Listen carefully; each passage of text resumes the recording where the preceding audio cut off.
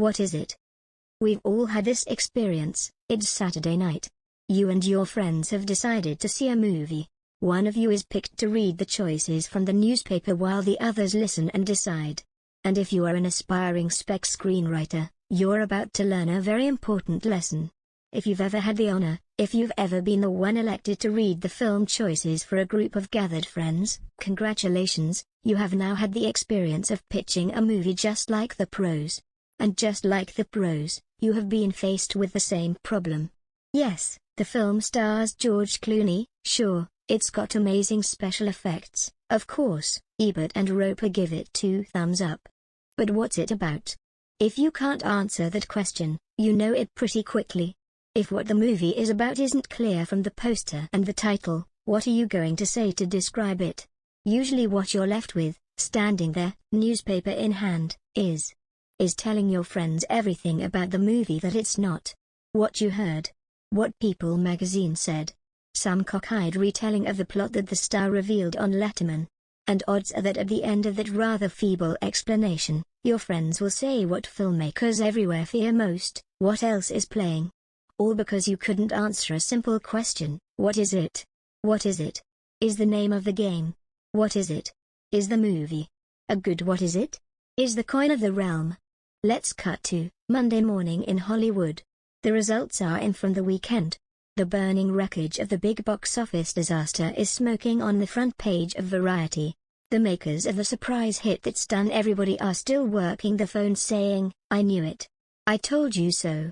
And for everyone else the process is starting all over again. A producer and writer are in some movie executive's office about to pitch their big idea. An agent is on the phone describing the script her client wrote that she read over the weekend and loves. An executive is meeting with the studio's marketing team trying to figure out what the poster should look like for their upcoming summer release. Everyone, all across town, in a position to buy or in the effort to sell, is trying to wrap their brains around the same question your friends were asking on Saturday night: what is it? And if they can't, they're toast. If you think this sounds cold, if you can't believe that Hollywood doesn't care about story or the artistic vision of the filmmakers, trust me, it's only going to get worse. It's because just like you with your newspaper trying to pitch your friends their movie choices, the competition for our attention spans has gotten fierce. There are movies, TV, radio, the internet, and music. There are 300 channels of cable, there are magazines, and there are sports. In truth, on any given weekend, even an avid moviegoer only has about 30 seconds to decide what to see. And what about those moviegoers who aren't so avid? How are you going to cut through all the traffic that's competing for their attention and communicate with them? There are just too many choices. So the studios try to make it easy to choose. That's why they produce so many sequels and remakes. They call them pre-sold franchises, and get ready to see a lot more of them. A pre-sold franchise is something that a goodly chunk of the audience is already sold on. It cuts way down on the what is it factor because most people already kind of know. Some recent examples include Starsky and Hutch, The Hulk, and Resident Evil, based on a TV show, a comic book, and a video game respectively, and each with a built-in fan base. There's also a plague of sequels: Shrek 2, Spider-Man 2, Mission Impossible 3, Ocean's 12. It's not that Hollywood is creatively bankrupt. The decision makers just don't think that you out there with your newspapers every Saturday really, deep down, want to try anything new. Why gamble your $10 on something you're not sure of versus something you already know? And maybe they're right. If you can't answer what is it, why take a chance? The problem for us, the spec screenwriters of the world, is that we don't own any of these pre-sold franchises, nor are we likely to. We're the guys and gals with a laptop computer and a dream. How are we going to come up with something as good as Lawrence of Arabia that will sell like Spy Kids 3D? Well, there is a way. But to try it, I want you to do something daring. I want you to forget all about your screenplay for now, the cool scenes that are bursting forth in your imagination, the soundtrack, and the stars you know would be interested in being in it. Forget all that. And concentrate on writing one sentence. One line. Because if you can learn how to tell me what is it, better, faster, and with more creativity, you'll keep me interested. And incidentally, By doing so before you start writing your script, you'll make the story better, too. The logline from hell. I talk to lots of screenwriters, I've been pitched by experts and amateurs, and my question when they prematurely drift into the story of their movie is always the same: what's the one line? Oddly, this is often the last thing screenwriters think about when writing a scree. Believe me, I've been there. You're so involved in your scenes, you're so jazzed about being able to tie in that symbolic motif from the Odyssey, you've got it all so mapped out, that you forget one simple thing: you can't tell me what it's about. You can't get to the heart of the story in less than 10 minutes. Boy, are you screwed. And I personally refuse to listen. It's because I know the writer hasn't thought it through. Not really. Because a good screenwriter, especially anyone writing on spec, has to think about everyone all down the line, from the agent to the producer to the studio head to the public. You won't be there to set the mood, so how are you going to get strangers excited? And getting them excited is job one. So I cut writers off at their fade in, because I know everyone else will too. If you can't tell me about it in one quick line, well, buddy, I'm on to something else. Until you have your pitch, and it grabs me, don't bother with the story. In Hollywood parlance it's called a logline or a one-line. And the difference between a good one and a bad one is simple. When I pick up the trades and read the logline of a spec or a pitch that's sold and my first reaction is, why didn't Seven think of that? Well, that's a good one. At random I'm going to select a few recent sales, from my web source, www.hollywoodlitsoies.com, that made me jealous. They're in my genre, family comedy, but what we can learn from them crosses comedy, drama, whatever. Each of these was a big, fat spec sale in the 6 to 7 figure range. A newly married couple must spend Christmas Day at each of their 4 divorced parents' homes, 4 Christmases.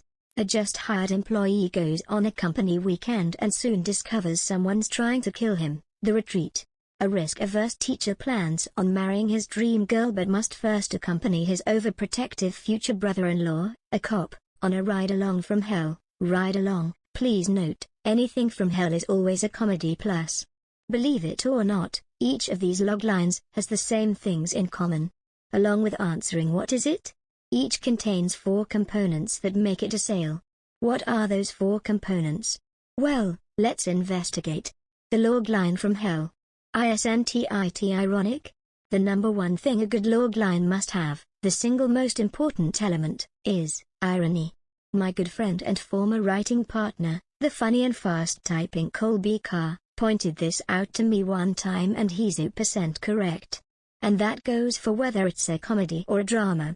A cop comes to LA to visit his estranged wife and her office building is taken over by terrorists. Die Hard.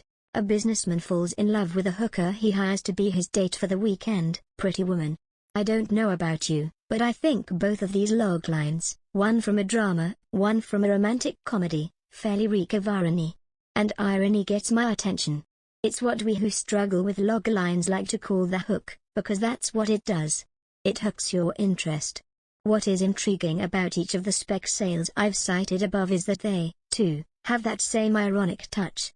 A holiday season of supposed family joy is turned on its cynical head in the 4 Christmases example. What could be more unexpected, another way to say ironic, for a new employee, instead of being welcome to a company, to be faced with a threat on his life during the retreat? What Colby identified is the fact that a good logline must be emotionally intriguing, like an itch you have to scratch. A logline is like the cover of a book, a good one makes you want to open it, right now, to find out what's inside. In identifying the ironic elements of your story and putting them into a logline, you may discover that you don't have that. Well, if you don't, then there may not only be something wrong with your logline, maybe your story's off, too. And maybe it's time to go back and rethink it. Insisting on irony in your logline is a good place to find out what's missing. Maybe you don't have a good movie yet. A compelling mental picture. The second most important element that a good logline has is that you must be able to see a whole movie in it. Like Bruce Smadlin, a good logline, once said, blossoms in your brain. You see the movie, or at least the potential for it, and the mental images it creates offer the promise of more. One of my personal favorites is producer David Permett's pitch for Blind Date. She's the perfect woman, until she has a drink. I don't know about you, but I see it. I see a beautiful girl and a date gone bad and a guy who wants to save it because she's the one. There's a lot going on in that one line, far more than in the actual movie, but that's a different subject altogether. The point is that a good logline, in addition to pulling you in, has to offer the promise of more. In the above examples for new spec script sales, we even see where each film begins and ends, don't we? Although I haven't read more than the one line for Ride Along, I think this movie will probably take place in one night. Like After Hours. That actually goes for each of those examples. All three loglines clearly demarcate a time frame in which their story takes place: Christmas Day, the weekend of a corporate retreat, and in the case of Ride Along, a single night. In addition, the Ride Along example offers an obvious comic conflict as opposites face off over a common goal. It will take a naive, scaredy-cat teacher and throw him into the crime-ridden world of his brother-in-law, the cop. This is why fish-out-of-water stories are so popular. You can see the potential fireworks of one type of person being thrust into a world outside his ken. In that one setup line a whole story blooms with possibilities. Does your logline offer this? Does giving me the setup of your comedy or drama make my imagination run wild with where I think the story will go? If it doesn't, you haven't got the logline yet. And I'll say it again, if you don't have the logline, maybe you should rethink your whole movie. Audience and cost. Another thing a good logline has, that is important in attracting studio bias, is a built-in sense of who it's for and what it's going to cost. Let's take Four Christmases for example. I'll bet they're going after the same audience that Meet the Parents and its sequel Meet the Fockers found. Both of these are medium-cost, four-quadrant pictures that seek to attract the broadest possible audience. From the elements I see inherent in the Four Christmases pitch, it's what the writers are trying for. They're going to get two 20-something stars to pull in the core target, young people, and they're going to stunt cast the parents' roles with stars the older crowd likes. Can we get Jack or Robin or Dustin? Well, sure. Look how well De Niro did in Meet the Parents. I also know from the logline that the movie's not expensive. Sure, there may be a car chase or two and a Christmas tree fire, I'm guessing, but basically it's a block comedy, so called because it takes place on the block. There are few company moves where cast and crew have to travel. It's cheap. If I'm an executive who's looking for a general audience, medium budget, depending on the stars, Christmas perennial, this sounds just about perfect for my needs.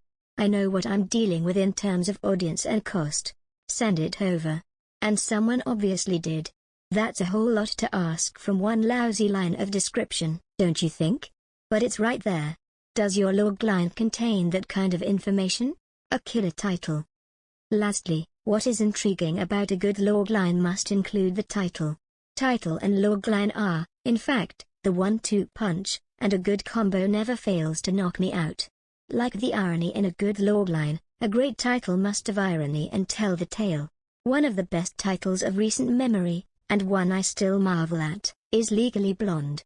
When I think about all the bad titles it could have been, Barbie Goes to Harvard, Totally Law School, Airhead Apparent, to come up with one that nails the concept, without being so on the nose that it's stupid, is an art unto itself. I am jealous of that title. A good sign. My favorite bad title ever, just to give you an idea of what doesn't work for me, is For Love or Money. There've been 4 movies with that title that I know of, one starring Michael J. Fox, and I can't tell you the plot of any of them. You could probably call every movie ever made For Love or Money and be right, technically. It just shows how undaring a generic title can be and how something vague like that kills your interest in paying $10 to see it. One of the key ingredients in a good title, however, is that it must be the headline of the story. Again I cite Four Christmases as an example. While it's not a world beater, it's not bad. But it does the one thing that a good title must do, and I'll highlight it because it's vital that you get this. It says what it is. They could have called Four Christmases something more vague. How about Yuletide? That says Christmas, right? But it doesn't pinpoint what this particular Christmas movie is about. It doesn't say what it is, which is a movie about one couple spending 4 different Christmases with 4 different sets of families on the same Christmas day. If it doesn't pass the say what it is test, you don't have your title. And you don't have the 1-2 punch that makes a great logline. I admit that often I have come up with the title first and made the story match. That's how I thought up a script I went on to co-write and sell called Nuclear Family. At first all I had was the title, then I came up with the ironic twist. Instead of nuclear as in father, mother, and children the way the term is meant, why not nuclear as in radioactive? The logline became, a dysfunctional family goes camping on a nuclear dump site and wakes up the next morning with superpowers. With the help of my writing partner, the quick-witted and jet-setting Jim Hagen, we fleshed out that story and sold the script in a bidding war to Steven Spielberg for $1 million. Our title and logline met all the criteria cited above: irony, promise of more, audience and cost, 4-quadrant, with special effects, not stars, and one that definitely said what it is. It's a movie I still want to see, if anyone's listening. You and your what is it?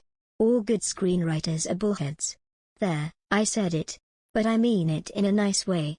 Because if there's anyone who understands the occasional arrogance of the screenwriter, it's moi. To be a screenwriter is to deal with an ongoing tug-of-war between breathtaking megalomania and insecurity so deep it takes years of therapy just to be able to say, I'm a writer out loud. This is especially so among the spec screenwriting crowd I like to hang with. We come up with our movie ideas, we start to create, we see it so clearly, that often by the time we're writing that sucker, it's too late to turn back. We're going to bullet our way through this script no matter what anyone says.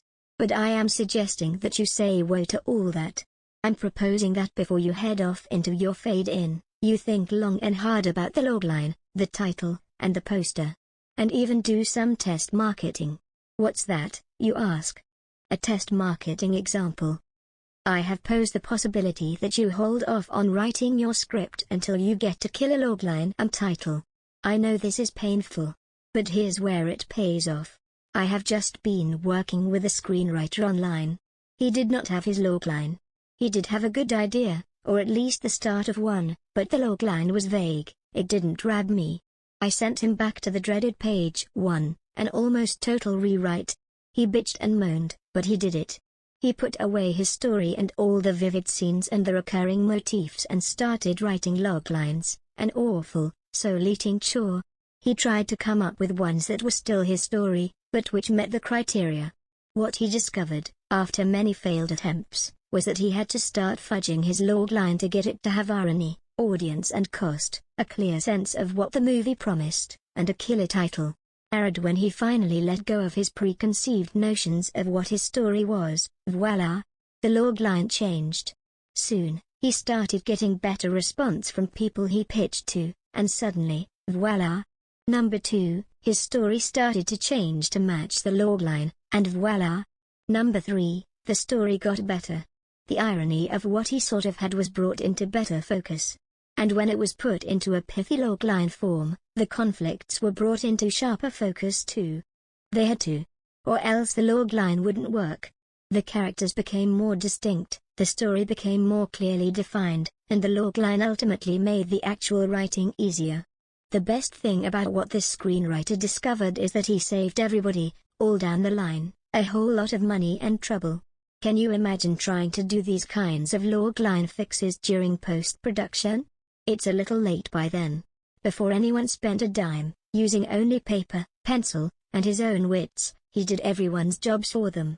He not only made it easier for the guy with the newspaper to pitch to his friends, but he gave them a better story once they got to the movie theater. All because he had given his project a better what is it?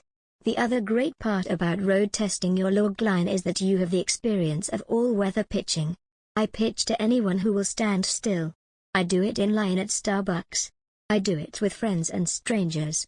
I always spill my guts when it comes to discussing what I'm working on, because A. I have no fear that anyone will steal my idea, and anyone who has that fear is an amateur, and B. You find out more about your movie by talking to people one-on-one than having them read it.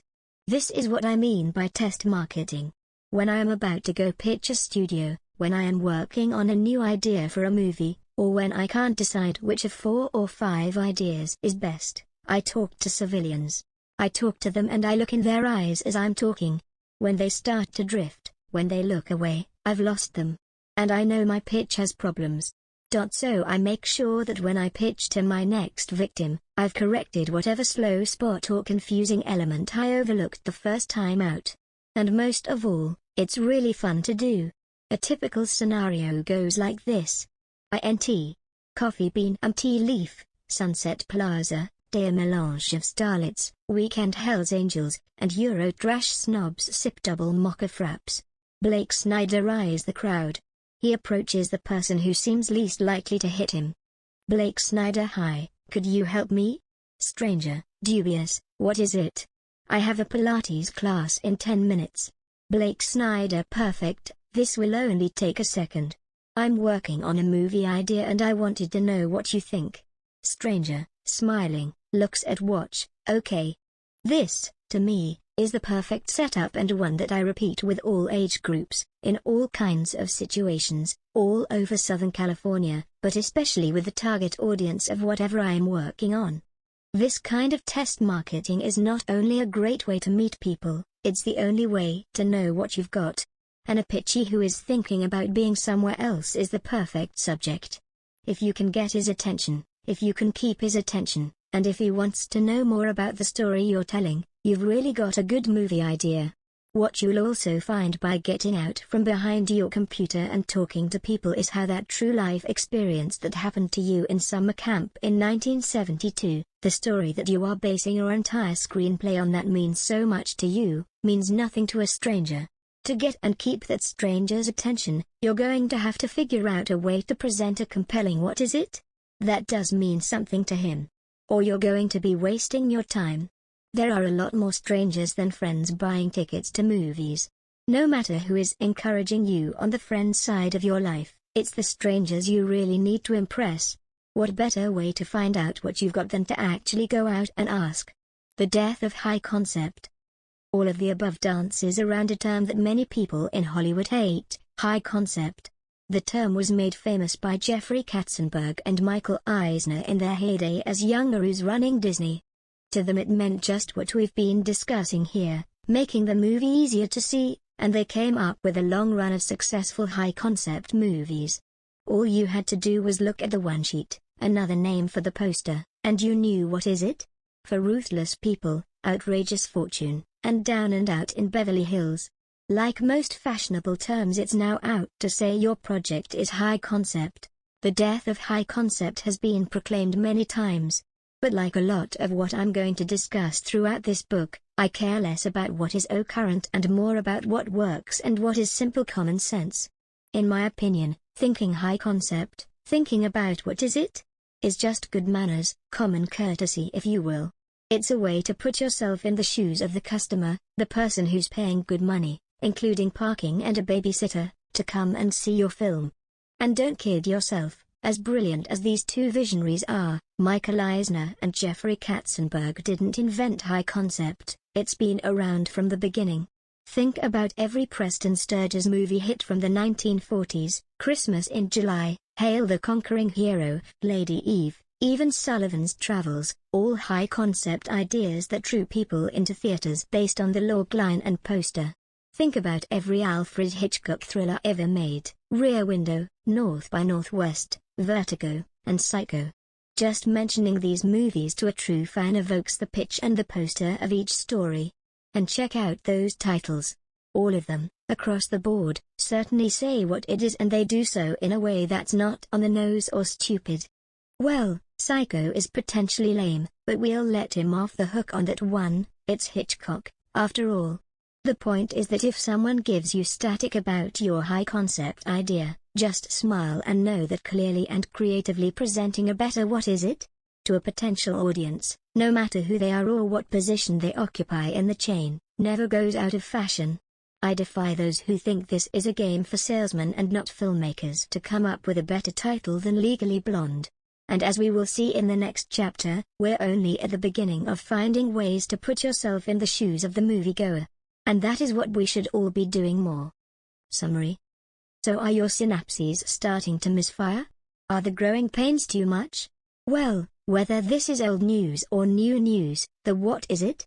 Is the only place to begin this task of ours. The job of the screenwriter, especially one writing on spec, must include consideration for everyone all along the way, from agent to producer to the studio exec who decides what gets made. And that job starts with that question, what is it?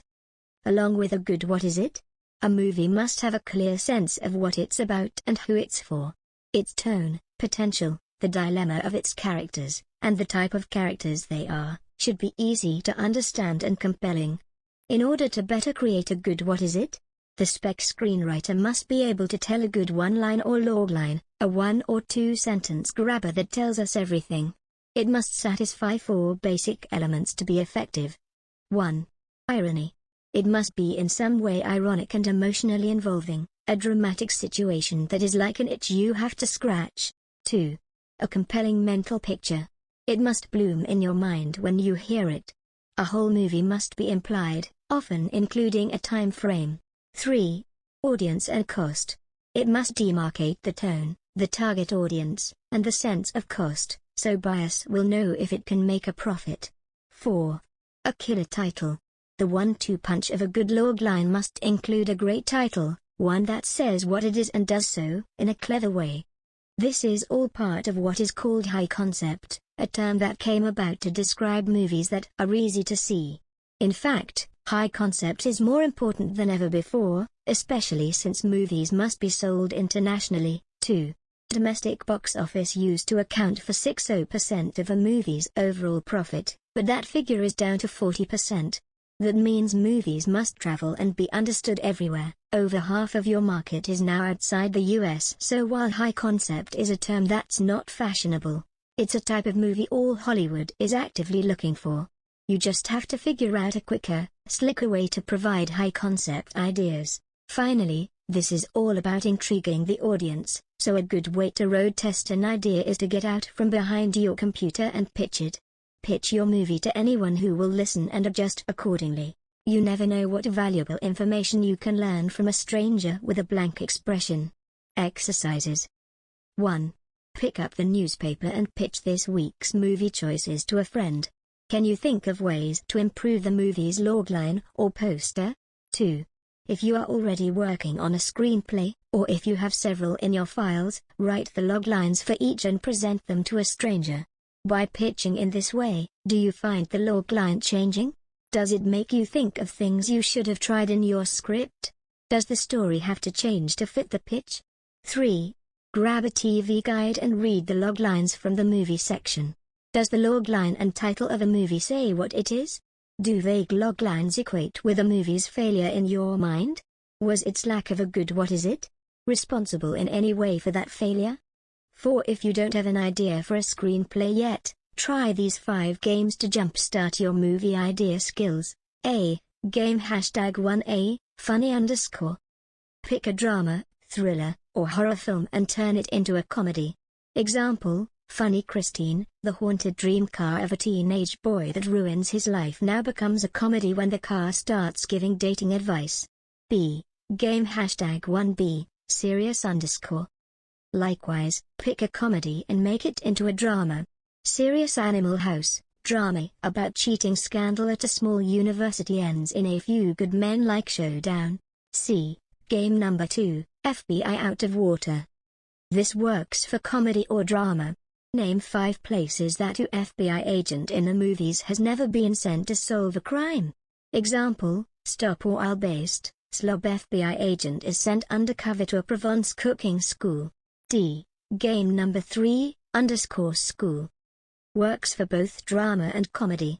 Name 5 examples of an unusual type of school, camp, or classroom. Example, wife, school, women sent by their rich husbands soon rebel. E. Game number 4, versus. Drama or comedy. Name several pairs of people to be on opposite sides of a burning issue. Example, a hooker and a preacher fall in love when a new massage parlor divides the residents of a small town. F. Game number 5, my _ is a serial killer. Drama or comedy. Name an unusual person, animal, or thing that a paranoid can suspect of being a murderer. Example, my boss is a serial killer. Guy gets promoted every time a dead body turns up at the corporation. Is the murderer his employer? And if you come up with a really good logline for a family comedy, here is my email address, blake@blakesnyder.com. I'd be happy to hear a good one. If you think you've got it,